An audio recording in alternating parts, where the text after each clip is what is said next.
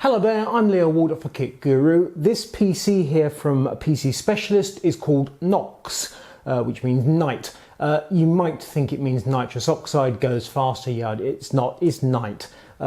Hence the black colour scheme, and there's also white illumination, so we're going to have to really stretch here and say that's to do with starlight. I'm not going to go there for the second.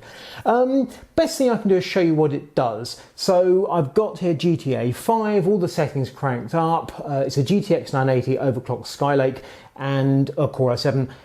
The settings are cranked up on 4K. I've had to back them off very slightly from max, as is the Kit Guru way. We have no MSAA because that's just a killer of graphics. Other than that, I've drawn down a couple of the settings very slightly because we don't have enough memory. As you can see, we've only got 4 gigabytes and GTA 5 wants lots of memory.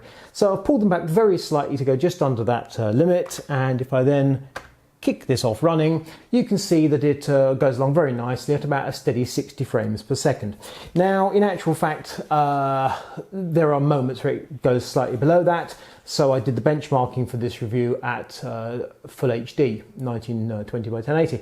But as this demonstrates, you can, or will demonstrate, you can play games at 4K with GTX 980. You just have to be a little bit cautious with your settings, or you can go for the full Monty, full HD. And that's the territory that a top-end processor and one high-end graphics card puts you. It gives you a superb gaming experience. You do have to make the odd decision, however, about settings. On the other hand, come down to full HD, crank it all up, sky's the limit. Now, this is one of those reviews that's going to essentially be a list of components. So we've got overclocked Core i7 6700K running at 4.6 gigahertz. Asus Maximus 8 Ranger motherboard, 16 gig HyperX Fury DDR4 running at 2666 megahertz, a Zotac GTX 980, its reference clocks. They are in fact about 5 or 10 hertz over stock, so basically standard. Very interestingly, as you'll see in the photos and as you look inside the system, you can see we've actually got a 400 gigabyte Intel 750 PCI Express SSD, that's NVMe. Absolute storming performance from that SSD, and it's the first time I personally have seen a system that has a PCI Express SSD installed as stock. To back that up, you've got a 2 terabyte Tosh hard drive. Obviously 400 gig is nowhere near enough for most people. Cooling on the processor is Corsair H100i GTX liquid cooler, which we love to bits at Kit Guru. Power supply Corsair 750 watt CS, and then it runs Windows 10. Now, depending on how much we're going to say you'd pay for Windows 10, that little lot tots up to about £1,800 at retail prices. This system, $14.99 Inc. VAT. So if I was to buy all of the parts to build this system, I would need more money than I have to give PC Specialist to do it. There are also a couple of odds and ends, such as the white lighting kit that you can see inside the chassis, which is an add-on. But that's one of the very few bits and pieces. And as you can see, so here we are cranking along at 4K, and it's going absolutely gloriously. The overclock 4.6, they've been very modest about the overclock at PC Specialist. They've basically taken the core voltage up from 1.2 to just over 1.3. We know Luke Hill reviewed on Kit Guru when he did Skylake. 1.4 volts is about your sweet spot for a serious overclock, and then you can probably take the speed up to 4.8 gigahertz without too much worry. So they've gone for 4.6, which is at 0.1 volts less than a reasonable level, and without going absolutely mental, and then come back a couple hundred megahertz on the speed. Jobs are good. DDR4, it's running XMP profile, so that's not really overclocked. That's just running at its correct setting, and fabulous. The speed of, yes, the graphics card is 1140 megahertz, regular core, boost 1241, memory is the equivalent of 7 gigahertz, so nothing unusual there. When the system is idling in the desktop, about 75 watts, and when you're hooning it in benchmarks and such like, it goes up to 280 or 300, and that's GTA 5 finished. and as you can see, it was very nice too.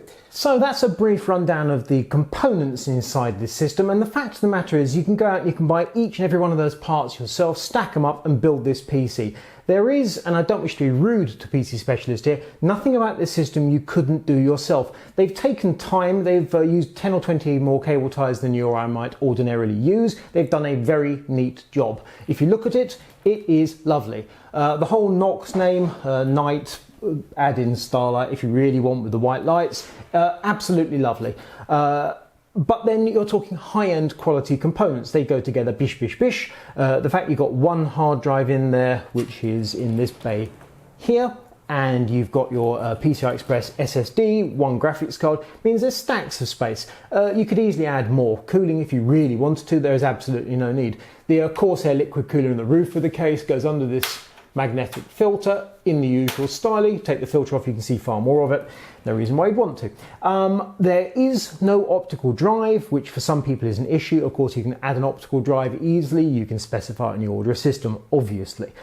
Statement of the crashing, obvious that. Now, PC Specialist includes their little starter pack, which is all the manuals from all the different components, the case, the motherboard, and so on and so forth.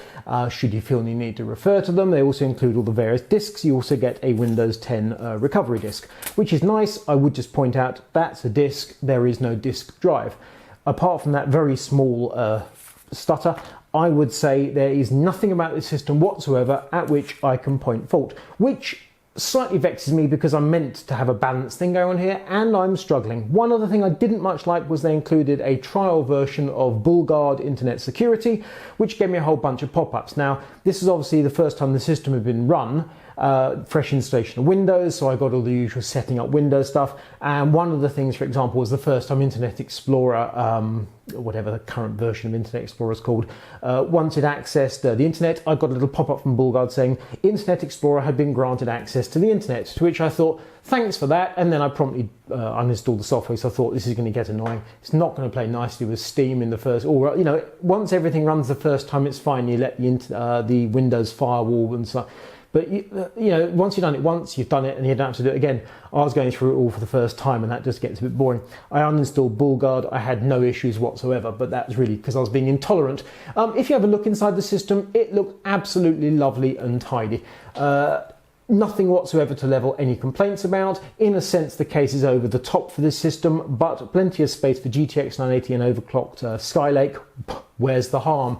Yes, I'm quite sure it could have been slightly smaller, but it is not, by any standards, a large case. The Obsidian series of cases, glorious, glorious bits of hardware.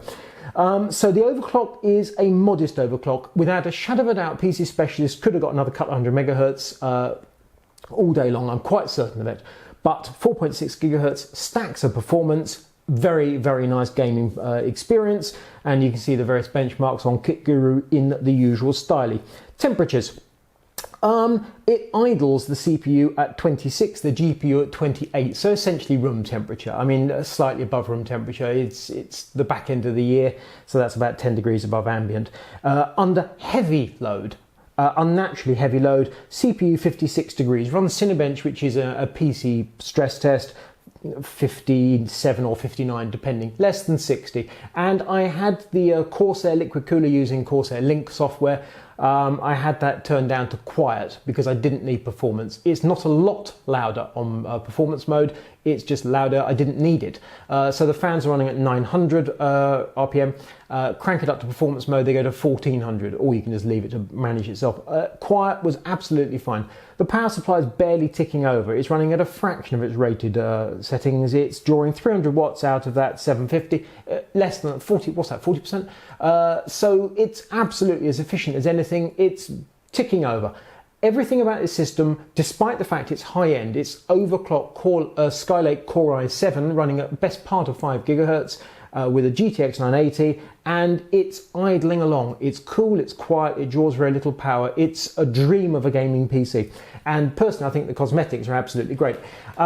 It has onboard 5.1 audio, which again, if you're going to go for a hooning surround sound system, that might be a limitation to you. Most people, not at all. Headphones, absolutely fine. So, my list of complaints. There's no optical drive for my Windows disk. I don't like internet security that gives me pop-ups. That's it. If I buy this system, this pillow is indicative of what's going on. You may have wondered what this is about. It's expanding foam. This is inside the system when you receive it. You take off the side panel, which obviously shows off the innards. It's got a great big sticker on it saying, don't turn it on yet.